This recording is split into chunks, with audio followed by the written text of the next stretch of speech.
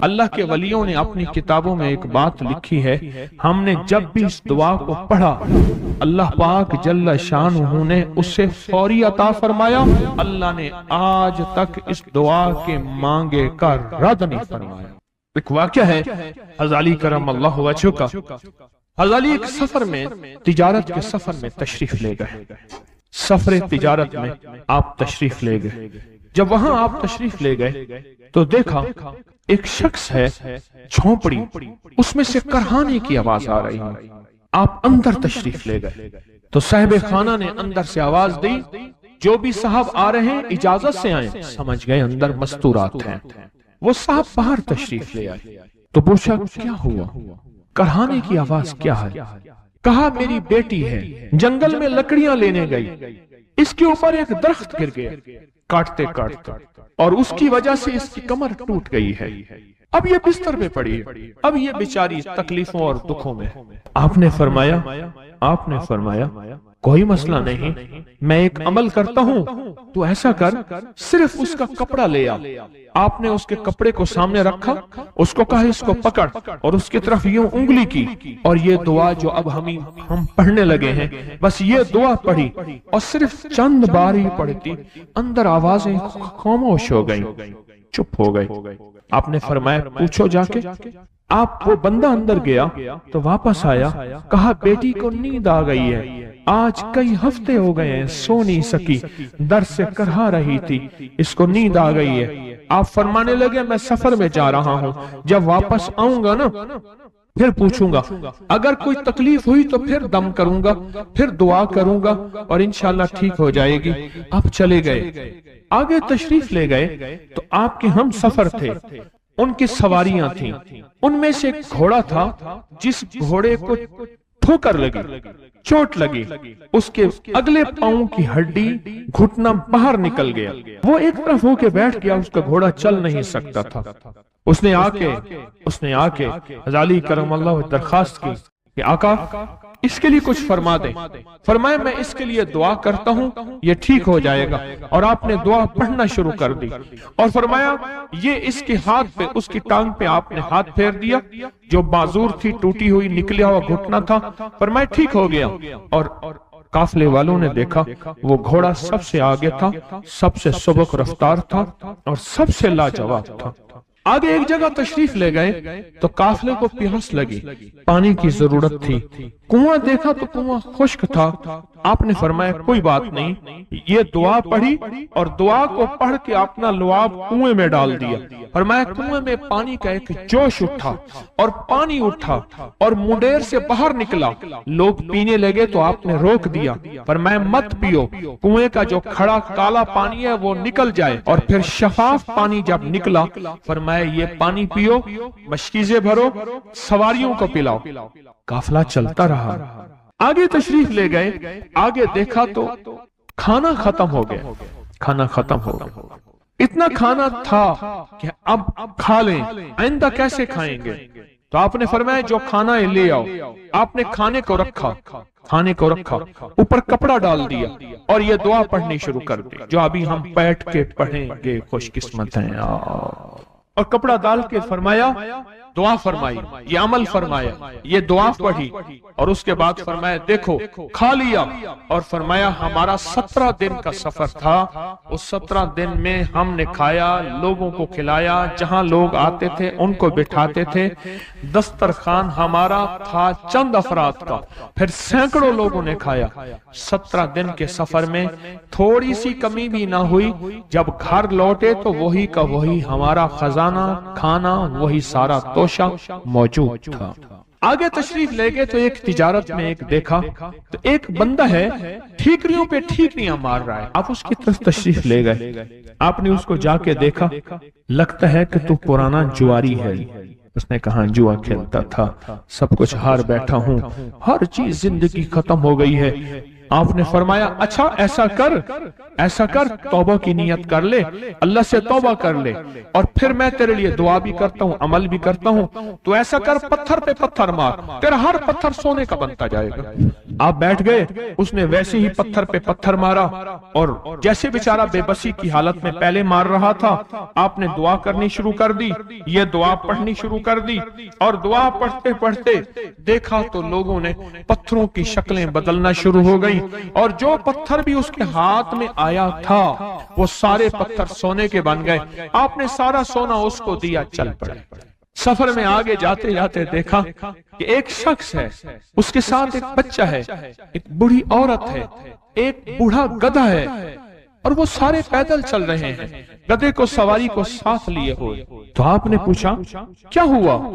انہوں نے کہا ایک سانپ ہے جو اس گدھے کے پہ مسلط ہے، وہ سامنے بیٹھا ہے، وہ نیچے نہیں اتر رہا، ہم نے مارنے کی کوشش کی ہے، اس کی پھنکار سے عصا جل جاتا ہے، اور جلا ہوا عصا دکھایا، ڈنڈا جلا ہوا دکھایا کہ ایک پھنکار سے ڈنڈا جل جاتا ہے، وہ مسلط ہے گدھے پہ، ہم پیدل چل رہے ہیں، منزل پہ ہے، سانپ مسلط ہے، اس کا کوئی حل نہیں۔ آپ نے فرمایا اس گدھے کو اس جھاڑی سے، اس درخت سے باندھ دو، اور باندھ کے آپ قبلہ رخ ہوئے اور یہ دعا پڑھنی شروع کر دی، اور فرمایا پھر دوسرے رخ ہوئے اور یہ دعا پڑھنی شروع کر دی، اور تیسرے رخ ہوئے، اور دعا پڑھنے کے بعد آپ نے اس سانپ پہ پھونک مارا، سانپ چونٹی بن کے چھلانگ لگائی اور غائب ہو گیا۔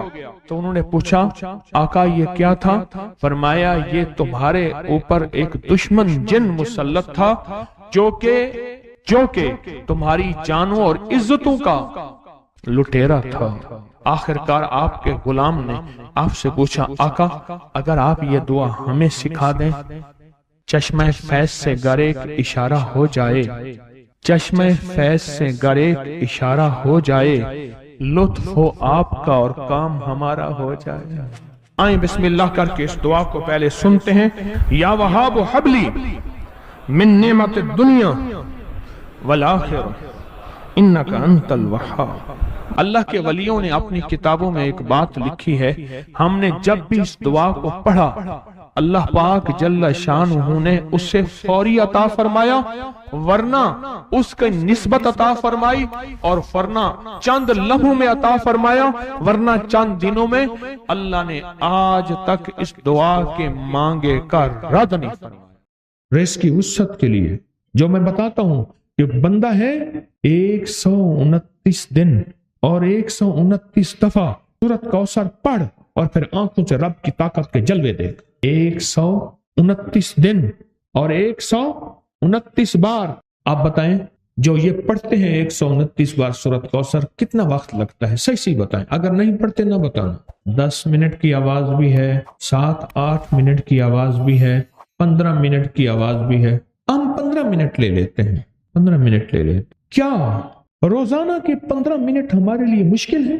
129 بار سورۃ کوثر، اور اگر جگہ اور وقت ایک ہو تو پھر اس کی طاقت اور تاثیر حیرت انگیز طور پہ دگنی ہو جاتی ہے۔ زمان اور مکان، وہی وقت وہی جگہ، مجبوراً اگر نہیں ہے تو کوئی حرج نہیں، پر یقین، دل کی گہرائیوں، اندر کا درد اور پورے خشوع خضوع، دھیان، طلب تڑپ اور جذبے کے ساتھ پڑھ 129 بار۔ اصل میں یہ 129 کا جو عدد ہے نا، لفظ لطیف کا عدد ہے، یا لطیف ہو نا، لطیف، 129 بار اور 129 دن۔ پھر قدرت کے خزانے اور رب کی رحمت کے خزانے، اس کی عطا اور شفقت کے خزانے، اس کی مہربانی کے خزانے۔ ایک اور چیز بتاؤں، دیدار مصطفیٰ کے لیے، کملی والے کے دیدار کے لیے سورۃ کوثر بہت باکمال ہے۔ اب اس کے فائدے سنتے جائیں، 129 دفعہ کے فائدے ذرا سنتے جائیں، کیونکہ میرے آقا کی تسلیوں کے لیے، دلجوئیوں کے لیے یہ آیت، یہ سورت اتری تھی۔ قرآن کی سب سے چھوٹی سورت ہے۔ دلجوئیوں کے لیے تانے دے دے کے ظالموں نے میرے آقا کے سینے کو چھلنی کیا، اور اللہ پاک جل شانہ نے فرمایا میرے حبیب کیوں غمزدہ ہیں، ہم نے آپ کو کوثر دے دی۔ اور میرے حبیب یہ جو تانے دینے والے ہیں، آپ پہ جادو کرنے والے ہیں، آپ پہ نظر بد کے حملے کرنے والے ہیں، اور آپ کے ساتھ حسد کرنے والے ہیں، یہ ان نشان آقا ابتر، یہ تو ایسے ابتر ہوں گے، ان کی زندگی ابتر ہوگی، ابتر سے ابتر اور ابتر ہوگی، کہ بس زمانہ دیکھے گا وہ شماتت الاعداء، اور ان کے دشمن ان پہ ہنسیں گے، ایسے ابتر ہوں گے۔ 129 بار سورۃ کوثر دیدار مصطفیٰ کے لیے، 129 بار سورۃ کوثر جادو کے آخری توڑ کے لیے، 129 بار سورۃ کوثر جادو کو خود پلٹانے کے لیے، پلٹ جاتا ہے۔ 129 بار سورۃ کوثر آفات اور بلیات کو دور کرنے کے لیے، 129 بار سورۃ کوثر انزائٹی، ٹینشن، ڈپریشن اور اسٹریس کے لیے، اور 129 بار سورۃ کوثر پرسکون نیند کے لیے، 129 بار سورۃ کوثر پرسکون زندگی کے لیے، اور 129 بار سورۃ کوثر پھر دنیا حسنہ کے لیے۔ وہ طاقتور چیز ہے جو 7 نسلوں کو کھلاتی بھی ہے، پلاتی بھی ہے، سکون کی نیند سلاتی بھی ہے، اچھا لباس پہناتی بھی ہے، عزتوں کے تاج سر پہ رکھواتی بھی ہے۔ نوری لقمہ اپنی زندگی کی ضرورت بنا لے، پھر کیا ہوگا؟ سورۃ فاتحہ کی آیات 7 ہیں۔ اللہ 7 آسمان اور 7 زمین کی جتنی بھی برکات ہیں، برکات من السماوات والارض، اللہ 7 آسمان اور 7 زمین کی ساری برکات اس کو عطا کر دے گا، اور لوگوں کو پتہ ہی نہیں ہوگا کہ یہ بندہ کتنا مالدار ہے، روحانیت کی طاقت اور روحانیت میں کتنا آگے ہے، کوئی پہچان بھی نہیں سکے گا کہ روحانیت میں یہ بندہ کتنا آگے ہے اور کتنا آگے سے آگے بڑھ گیا ہے، کسی کو علم بھی نہیں ہوگا۔ نوری لقمہ اپنی زندگی کی مجبوری بنا لے، اور نوری لقمہ اپنی زندگی کی ضرورت بنا لے، پھر دیکھیں کمالات۔ کیوں؟ فرمائے جو سارے قرآن میں ہے، جو سارے قرآن میں ہے، جو سارے قرآن میں ہے، آنکھیں کھل جائیں۔ یہ سورۃ فاتحہ نماز کھانے کے دوران پڑھنے والا یہ اہل نظر میں ہے، اس کی نظر وسیع ہو جاتی ہے، یہ اہل کشف ہوتے ہیں، ان کی دل کی آنکھیں کھل جاتی ہیں، یہ فرشتوں کو دیکھتے ہیں، یہ انسانوں کے دلوں میں جھانک لیتے ہیں، یہ کائنات کے راز پڑھ لیتے ہیں، کائنات کے راز پڑھ لیتے ہیں۔ کہ اللہ پاک ان کے سامنے جنات آنکھوں سے دکھاتا ہے، حتیٰ کہ یہاں تک کہ اللہ قبر کے راز بھی ان کے اوپر کھول دیتے ہیں۔ نوری لقمے کا اثر یہ ہے، دل کی آنکھیں کھل جاتی ہیں، دل کی آنکھیں کھل جاتی ہیں، دل کی آنکھیں کھل جاتی ہیں۔ یہ نور لقمے کی تاثیر ہے۔ چہرے کی آنکھیں تو سب کے پاس ہیں، دل کی آنکھیں سب کے پاس نہیں، دل کی آنکھیں سب کے پاس نہیں، چہرے کی آنکھیں سب کے پاس ہیں، دل کی آنکھیں سب کے پاس نہیں۔ نوری لقمے کی یہ تاثیر ہے کہ دل کی آنکھیں کھل جاتی ہیں، اور دل کی دنیا آباد، اور دل کی دنیا شاد، اور دل کا وہ بندہ بامراد بن جاتا ہے جو نوری لقمے اپنی زندگی میں شامل کرتا ہے۔ اور نوری لقمے سورۃ فاتحہ، اور کتنی بار؟ اچھا، یہ سورۃ فاتحہ بیماریوں کا علاج۔ صحابہ کرام فرماتے ہم جا رہے تھے، کوئی ایک سردار تھا، اس کو بچھو نے کاٹ لیا اور اس کو چیخ رہا تھا بیچارہ، فرمایا سانپ کا کاٹا سوئے، بچھو کا کاٹا روئے۔ میرے پاس ایک سانپ کا کاٹا آیا تھا، غنودگی میں تھا، وہ بہت غنودگی میں سے سوتا تھا، اور میں نے کہا اس کو سونے نہ دے، خیال نہ کیا انہوں نے، ادھر سے ہٹا تو بندہ ختم ہو گیا، سانپ کا کاٹا تھا۔ ہمارے ایک والد صاحب رحمۃ اللہ علیہ کے تھے، ملک عبد الرحمن ڈوڈی، وہ لائے تھے، تو کہنے لگے اس بچھو کے کاٹے کا علاج، صحابہ کرام نے 7 بار سورۃ فاتحہ پڑھ کے اس پہ دم کر اور وہ ٹھیک ہو گیا۔ فرمایا جب سورۃ فاتحہ عرشوں سے زمین پہ آئی، نازل ہوئی، ایک گونج اٹھی، ایک آواز آئی، فرمایا اللہ سے آج وہ چیز زمانے پہ زمین پہ نازل کی ہے جو اس سے پہلے کبھی آئی نہیں تھی، اور جو اس کے بعد کبھی آئے گی نہیں۔ اس سے پہلے کبھی آئی نہیں تھی، اس کے بعد کبھی آئے گی۔ اور جب سورۃ فاتحہ نازل ہوئی، شیطان رویا، پیٹا، اپنا سر پہ راکھ ڈالی اور اتنا شور کیا کہ کاش کہ یہ سورۃ فاتحہ آئی ہے، اور اگر آئی ہے تو واپس چلی جائے، اگر واپس نہیں گئی تو کسی کی زبان پہ نہ جائے، یعنی کوئی اس کو پڑھ نہ سکے، اگر پڑھے تو اس کا یقین نہ ملے۔ یقین سے پڑھنے والے کی دنیا بھی، آخرت بھی، رزق بھی، عزت بھی، صحت بھی، تونگری بھی، بادشاہت بھی، خوشیاں خوشحالیاں بھی یقین سے پڑھنے والے کو ملتی ہیں۔ اور اس لیے آج بھی شیطان سورۃ فاتحہ سے لرزتا ہے کہ سورۃ فاتحہ پڑھنے سے جنات اور شیاطین ایسے دور ہوتے ہیں، ایسے کہ میلوں دور چلے جاتے ہیں، اور اس بندے سے خوف زدہ ہوتے ہیں جو سورۃ فاتحہ پڑھتا ہے۔ کھانے کے دوران اس کی حکمت کیا ہے؟ انسان کھانے کے دوران مشغول ہوتا ہے، کھانے کی لذتوں میں کھویا ہوا ہوتا ہے، اور اگر بھوک بہت زیادہ ہو بھوک بہت زیادہ ہو تو پھر تو ہوش نہیں ہوتا، پھر ہوش ہی نہیں ہوتا اگر بھوک بہت زیادہ ہو۔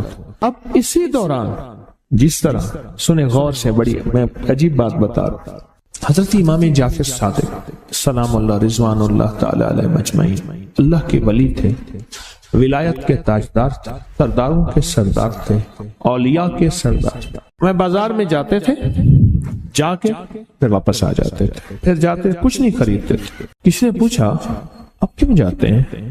فرمایا 2 وعدے لینے، کیا میں جا کے بازار میں ہر بندے کو سلام کرتا ہوں، وہ سلام کا جواب دیتے ہیں، اور کیا پتا کسی کے سلام کا جواب ایسا ہو جو اللہ کے ہاں مقبول بھی ہو، محبوب بھی ہو۔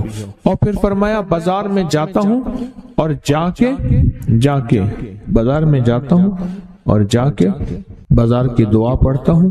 فرمایا جو چوتھا کلمہ گھر میں پڑھے گا اس کو 10 نیکیاں ملیں گی، اور جو بازار میں پڑھے گا کتنے نیکیاں ملیں گی؟ 10 لاکھ نیکیاں ملیں گی۔ فرمایا میں 10 لاکھ نیکیاں کمانے کے لیے جاتا ہوں۔ آل رسول کی محبتیں، عبادتوں کا حرص دیکھیں، ہمیں مال کا حرص، انہیں اعمال کا حرص۔ وہی دعا، وہی چوتھا کلمہ گھر میں پڑھیں، 10 نیکی ہیں، بازار میں پڑھیں کیونکہ وہ ہر بندہ مشغول ہے، دنیا میں، مال میں، چیزوں میں، بھاؤ تاؤ میں لگا ہوا ہے، وہی بازار میں پڑھیں تو 10 لاکھ نیکیاں۔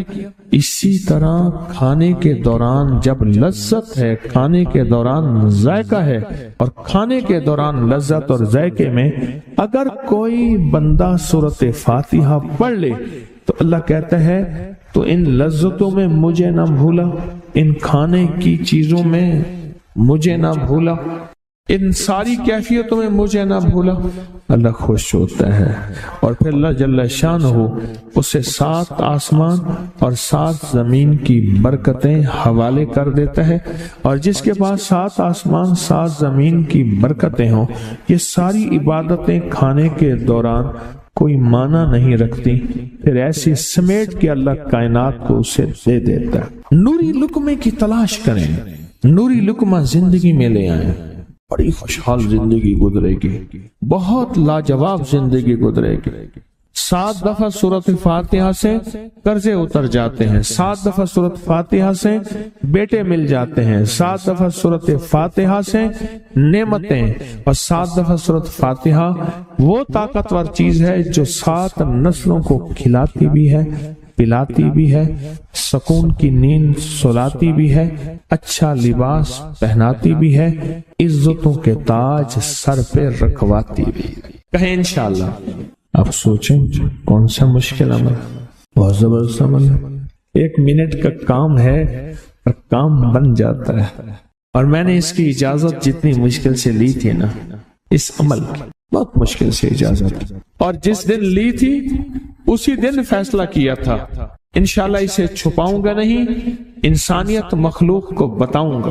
اور یہ 7 دفعہ سورۃ فاتحہ جو دل کا مریض ہو مجھ جیسا، اس کا بھی علاج ہے، جسمانی ہو یا روحانی۔ میں نے پچھلی دفعہ کہا نا کہ میں دل کا سخت مریض ہوں اور آج بھی ہوں، دعا کرو موت تک نہ رہوں، اور میں دل کا سخت روحانی مریض ہوں، جسمانی نہیں ہوں۔ میری پچھلی دفعہ کی وجہ سے پوری دنیا میں کوہرام مچا ہوا ہے کہ بابا گیا، جانا تو ہے، جانا تو لازم ہے۔ پچھلی دفعہ میں نے وہ کہہ دیا کہ میں دل کا سخت مریض ہوں، میرے لیے دعا کرو، وہ یہ مریض ہوں، روحانی مریض ہوں، روحانی مریض ہوں۔ تو یہ بیماری جو دل کی بیماری ہے نا، اس کا بھی علاج ہے، روحانی ہے یا جسمانی؟ جیسے میں دل کی روحانی بیماریوں کے بارے میں نے آپ کو کہا، میں سخت مریض ہوں دل کا، اللہ کرے اس کا مرض کا علاج ہو جائے، تو کھانا کھاتے ہوئے میرے دل کے لیے بھی آپ دعا کریں گے کہ اللہ بھی میرے دل کو ٹھیک کر دے، اللہ بھی ٹھیک کر دے۔ آپ مجھے بزرگ سمجھتے رہے ہیں اور اندر سے کام کھوکھلا ہو، یہ دل کی روحانی بیماریوں کا بھی علاج ہے، اور یہ جسم کی اور دل کی جسمانی بیماریوں کا بھی علاج ہے، یہ صحت مندی کا راز ہے۔ سورۃ فاتحہ ہے بابا، سورۃ فاتحہ، سورۃ فاتحہ۔ جو بندہ سورۃ فاتحہ پڑھتا ہے ایک بار، اللہ جل شانہ ان 7 آیات کی تاثیر اور طاقت اسے عطا فرماتے ہیں، اور 7 سمندروں میں جو غذا، رزق، طاقت اور قوت اللہ نے رکھی ہے اس کا حصہ اس بندے کو دیتے ہیں جو صرف ایک بار سورۃ فاتحہ پڑھتا ہے۔ یہ جو وظیفے ہیں کسی درویش کی، یا کوئی درویش نے جس کو اجازت ہے اس کی اجازت صحیح ہو، ہر بندہ اجازت دینا نہ شروع کر دے، اجازت کے پیچھے نسبتیں چاہیے، ان نسبتوں کی طاقت چاہیے۔ وہ جو اجازت ملتی ہے اس اجازت کے اندر جو تاثیر ہوتی ہے، اس میں جو کمال ہوتا ہے، اس میں جو اندر کی کیفیتیں ہوتی ہیں، اس اجازت سے نسلوں میں تونگری، دولت، رزق، عزت، صحت ایسے بارش کی طرح برستی ہے۔ میرے جو مرشد تھے حضرت خواجہ سید محمد عبداللہ حجویری رحمت اللہ علیہ، میرے مرشد جو تھے وہ حضرت داتا صاحب کی سچی آل میں سے تھے۔ مجھے جاتے جاتے انہوں نے اجازت دی 1991 ستمبر میں، اور مدینہ منورہ فرمایا میں جا رہا ہوں، بس اب بقی میں، اور بقی کے اندر جا کے سو گئے۔ اب بھی میں مرشد کے ہاں جاتا ہوں تو جنت البقیع کے قبرستان میں ان کی نسبتیں دیکھیں کتنی اونچی ہیں۔ پھر وہ نہیں، 26 بڑی ہستیوں نے مجھے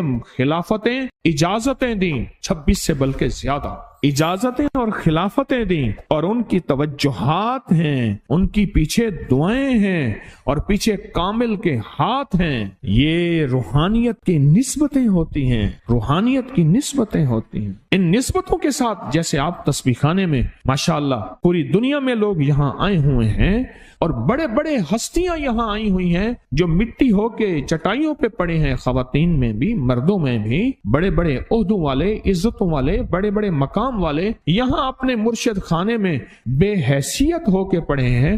جو بے حیثیت ہو کے آتا ہے اللہ اس کو عزت اور مقام اور حیثیت دے۔ کہنے لگا میں نے نا حمزات کو قابو کرنے کے لیے میں نے ایک عمل کیا۔ عمل یہ تھا کہ ایک بڑا سا تھال لے لیں، جیسے یہ گارے اور مٹی میں تھال ہوتے ہیں، اس کا چراغ بنا لیں، اس میں 10 کلو تیل ڈالیں اور بڑی ساری بتی ہو، ٹھیک، اس کی بتی جلائیں۔ 10 کلو تیل جلنا ہے، یہ سارا کتنا تیل جلنا ہے، اس کی بتی میں، اس کی لو میں دیکھنا ہے، اور پھر بیٹھنا اس انداز سے ہے کہ میرا سایہ ہو، اور پھر میں اپنے سائے کو بھی دیکھوں، لو کو بھی دیکھوں، اور اس کے بعد یہ وظیفہ پڑھنا ہے۔ 40 دن میں یہ 10 کلو تیل جل جاتا ہے، دن رات بیٹھنا ہے اور اس کو پڑھنا ہے۔ 30 دن جب گزرے تھے، 30 دن گزرنے کے بعد اس کو نقشے نظر آنا شروع ہوئے۔ نقشے یہ نظر آنا شروع ہوئے کہ گھر ہے، بچے ہیں، کھیل رہے ہیں، اماں بیٹھی ہے، آپس میں بچے کو لڑ بھی رہے ہیں، کھا بھی رہے ہیں، پی بھی رہے ہیں۔ اس نے ادھر سے توجہ ہٹائی۔ مرشد نے فرمایا تھا کہ دیکھ میری نگرانی میں عمل کر رہا، نقشے نظر آئیں گے، کسی نقشے میں نہ توجہ کرنا نہ خوف کرنا،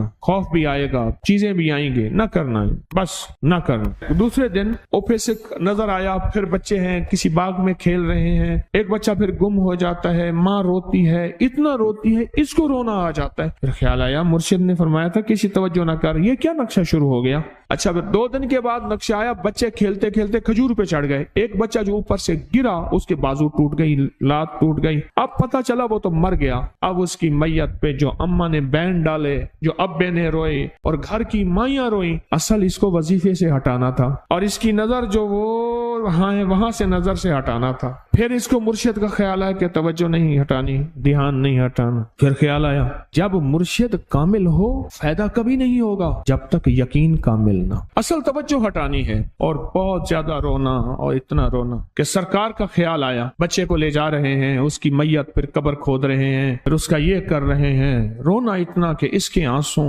رونے کی کوئی کیفیت تھی مائیوں کی۔ 2 دن ابھی رہتے تھے 40 دن میں سے، تو پھر وہی گھر نظر آیا، بچے کھیل رہے ہیں، شوہر آیا، اس نے آ کے کہا مجھے روٹی دو۔ उसने कहा घर में तो कुछ भी नहीं है, लकड़ियां ही नहीं है, आपने कुछ दिया ही नहीं। मियाँ बीवी की लड़ाई हो गई। उसने कहा फिर ठीक है, मैं आज सबको जला दे। उसने कहा लकड़ियां ले आया, इधर उधर से लकड़ियां ला के ना से उसने वो लकड़ियां जलाई, बच्चों को उठा के जो डाला आग में, जो चीखें निकली बच्चों, दूसरे को पकड़ के डाला, तीसरे को डाला, चौथे को डाला, आग में डालता जा रहा है। माई चीख रही है, कोहराम है, जिंदा बच्चों छोटे मासूमों को आग में डाल रहा है। डालते डालते कहने लगे तू बच गई है भाई, आ फिर पकड़ के मैं तुझे डालता हूँ। जब उसके डाल के कहने लगा अब इस आमिल को तू बच गया है, ऐसे इसको हाथ ऐसे ऐसे पकड़ने लगा और पीछे मुर्शिद का खींच के थप्पड़ उसको आया। जब खींच के थप्पड़ आया सारा नक्शा खत्म हो गया। ओहो, कहने लगा ये क्या था। मुर्शिद कामिल ऐसा होवे जरा लूलू दे विच वसे हो, नाल निगाह दे पाक करेंदा, ना साबुन सज्जी धत्ते हो। ये उस वक्त होगा जब यकीन होगा, जब तेरा यकीन कमजोर है। मुर्शिद कामिल है, यकीन कामिल नहीं है, नाकाम रहेगा सारी जिंदगी, थर्मामीटर लगाता रहेगा। कोई कह देगा कि तेरा मुर्शिद 1 नंबर है, वली है, कहा सुभान अल्लाह। कोई कह देगा 2 नंबर है, कहे तौबा तौबा। सारी उम्र इसी जिंदगी में रहेगा, कभी नहीं पा सकेगा। 40 दिन के बाद मुर्शिद की खिदमत में हाजिर हुआ और सारे नक्शे बताए। फरमाया ना बताओ, हम देख रहे थे। अल्लामा फखरुद्दीन राजी रहमतुल्लाह अलैह का मशहूर वाक़या है, मुरीद जो है आपका सैकड़ों मील दूर, और वो मुरीद वो था जो सारी उम्र अल्लाह के वजूद को कहता रहा कि अल्लाह के वजूद को ना मानने वाले कहते थे कोई अल्लाह नहीं है, कहाँ है दिखाओ, हर चीज खुद ब खुद बन गई है, खुद ब खुद खत्म हो जाएगी। उनके पास 100 दलीलें थी। कितनी 100 दलीलें थी, और आज तक उनकी दलीलों को कोई तोड़ नहीं सका था अल्लाह के वजूद पे। आखिरी वक्त है, और आखिरी वक्त के अंदर एक दरवाजा खटखटाया किसी ने कि जनाब एक बुजुर्ग आपसे मिलने आए हैं। वो बुजुर्ग उनके दोस्त थे पुराने। ओहो, आपका आखिरी वक्त है, मैं मिलने आया। और वो बुजुर्ग नहीं था, वो शैतान की शक्ल बन के आया था। उसने आते ही वो मसला छेड़ दिया। आज तक उसकी दलीलें कोई नहीं तोड़ सका था, ये उसकी दलील तोड़ गया। पहली दलील टूट गई। उसने दूसरी दी अल्लाह है, इसने 2 दलील भी तोड़ दी कि अल्लाह नहीं है, इसने तीसरी दी अल्लाह है, उसने वो अपने इल्म की ताकत वो दलील भी तोड़ दी। चौथी 99 दलीलें तोड़ी, अभी एक दलील बाकी रहती है। अगर वो भी दलील गई तो ये भी कहता है अल्लाह नहीं, और आखिरी वक्त में रब के वजूद का इनकार करके खात्मा खराब करके गया। मुर्शिद वजू फरमा रहे थे, दूर कहीं मीलों मीलों दूर अल्लाह ने अपनी ताकत कुदरत से नक्शे हटाए सामने से, और नक्शे हटाए कि तेरा मुरीद गया, वहीं से वजू का पानी चुल्लू भर के ना जोर से फेंका, और कानों में आवाज आई क्यों दलीलें दे रहा है, तू नहीं कहता मैंने अल्लाह को बगैर दलील के माना, तो दलीलें दे रहा है। क्यों नहीं कहता कि मैं रब को बगैर दलील के मान। अल्लामा रज़ी अल्लाह ताला अन्हु अमीरुल मोमिनीन मस्जिद नबी में खुतबा दे रहे हैं। हजरत सारिया सहाबी थे, वो उस लश्कर के सिपा सलार थे। मीलों से मीलों सैकड़ों मील दूर ऐसे नक्शे हटे, और खुतबे के दौरान अनोखी बात कह दी, या सारिया अल जबल, सारिया पहाड़ के पीछे देख दुश्मन वहां से हमला कर रहा है। और फिर खुतबा शुरू कर दिया। जुमे का खुतबा था। लोग हैरान, ये अमीरुल मोमिनीन ने क्या फरमा दिया। जब हजरत सारिया का काफिला आया वापस, तो फरमाया फला वक्त फला लम्हे फला वक्त में, जुमे के दिन फला लम्हे में अमीरुल मोमिनीन आपकी आवाज आई थी, अगर ना आती तो दुश्मन ने पीछे से मुकाबला हमला कर दिया था और हमें काट के रख देता, टोटे टोटे कर देता। आपकी आवाज आई, सारिया पीछे देख दुश्मन हमला कर रहा है पहाड़ के पीछे, या सारिया अल जबल। ये मैं आपको हवालों से बात कर रहा हूँ, रिवायात बता बता के बात कर रहा हूँ।